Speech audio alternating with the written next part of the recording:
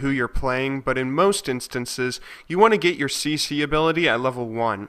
The reason being, chances are you'll deal more damage with CC plus auto attacks rather than another level 1 spell. You also shouldn't be spamming spells at level 1 if you're a mana user anyway, so it's often more useful to take your CC ability in case your jungler wants to do a level 2 gank or something. Now on people like Ahri, that's what you want to do, but there are some champions like Ryze where it's less useful and less important. Reason being, on Ryze your CC has an 11-second cooldown while your Q only has a 2-second, and the snare doesn't last very long at level 1 anyway. But even then, try to make sure that you don't spam abilities at early levels, and make sure you're thinking about which ability you're going to pick first and why. Number 8. Start using SmartCast if you aren't already. I suggest going into your keybinds, changing your Q, W, E, and R keys to SmartCast, and changing your normal cast to Shift Q, Shift W, Shift E, and Shift R. This will encourage you to SmartCast while still having the option to normal cast if you're on a champion that really needs it. There are some exceptions for some champions like Alistar. Oh my god, I failed. Fuck, can't do it. Where it can hurt you a little to SmartCast, but for the majority of champions, you'll get more kills, deal more damage, save more teammates, and die a whole lot less if you eliminate those couple seconds it takes when you don't SmartCast. It may take some getting used to and not everyone uses it, but those couple of seconds can make a big difference when there's not a big skill gap between you and your opponent, like when you play solo queue. Fuck, I can't do it, dude. Number 7. Alright, I had to include this tip. Don't forget to ward. It's a classic answer, but it holds so much truth to it. If you're a support in bronze, then you can often win games just by warding the whole map. Here's an extra little tip when warding though. When warding brushes, your cursor will turn green if the ward you're about to place will be placed in the brush, and if it's outside the brush, it'll be blue. Number 6. Pay attention in champion select. Anyone who's played a large number of ranked games has at least once gotten that one guy who AFKs and forgets a ban, or he's watching a video and he randoms his champion, or he's surfing Reddit and he forgets to change his runes and masteries. We've been that guy sometimes. This is one of the easiest ways to lose a game. And although Riot is currently working on implementing features into the PBE that makes the game disband if someone AFKs and randoms a champion, pre-game preparation still means a lot in League, and you should give your full attention to the champion selection.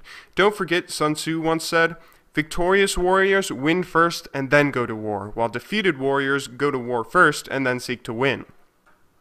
Number 5 is something that lower levels and lower elos mess up on a lot. You should always be doing what will get you more gold, and in 90% of cases, that's last hitting. Last hitting should take priority over killing the opponent. Now, if your opponent is playing poorly and making big enough mistakes that will allow you to get a kill, then by all means go for it. But don't lose CS because you're harassing him if you aren't going to end up getting a kill anyway. CSing will get you loads of gold, while simply harassing with no kills won't. If you do choose to harass your opponent, make sure you're CSing well while doing so, or make sure you have an almost guaranteed kill coming up soon. In this lane, the reason I'm winning is because I'm so far ahead in CS. I'm not winning because I deal more damage or have more health. Although harassing can, and more often than not, will end up with the opponent CSing less, it doesn't mean a thing if you don't CS yourself. Number 4, if you haven't already, go into the options and adjust your HUD so your skills, items, and chat are all smaller, but your minimap is fairly large. This will let you see more of the screen, so you get an extra second's notice or so when someone comes to gank you or an enemy or ally shows up nearby, while also giving your minimap a little more presence so you'll be more likely to pay attention and look at it. It'll also make it less likely that you notice if a teammate starts flaming you, and hopefully you'll just keep focused on the game rather than any sort of drama between your teammates. Number 3 is overlooked a lot in League, but almost never in other games. Just don't fight up ramps. It's a pretty simple tip, but it can actually help you out a lot. You don't have as much vision or control over the map if you fight up a ramp. The enemy team simply gets an advantage when you fight uphill, so don't do it. It held truth in 500 BC, it holds truth in nearly every RTS today, and it holds truth in League of Legends too. Number 2 is an important one. Generally, you want to go with your gut instinct. Listen and trust yourself. If you're thinking, he backed off right as I went into this brush, maybe it's warded, then chances are it's warded, you're wasting your time staying, and you should have gone with your gut instinct and left right away. You're a smart person. Listen and trust yourself, and you'll end up wasting less time and preventing some unnecessary deaths in the process. And my number one tip for playing League of Legends is play for fun. Cheesy, classic, dumb tip, but it holds so much truth to it. This is a game. Games are played for fun. The entire reason we're all still playing League of Legends is because we have fun playing it. If you focus on playing for fun while just guiding yourself in the right direction by doing certain things, you'll have much better results and improve much quicker rather than if you go in with the try-hard, must-win attitude.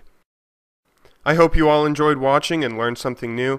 Again, these aren't my only tips or the biggest bits of information I think you should all know, but they're pretty important and plenty of people forget them all too easily. If you haven't already, I suggest you subscribe for more, and as always, thanks for watching, good luck in solo queue, and have a wonderful day. I really don't like Hellstar. I'm gonna stop.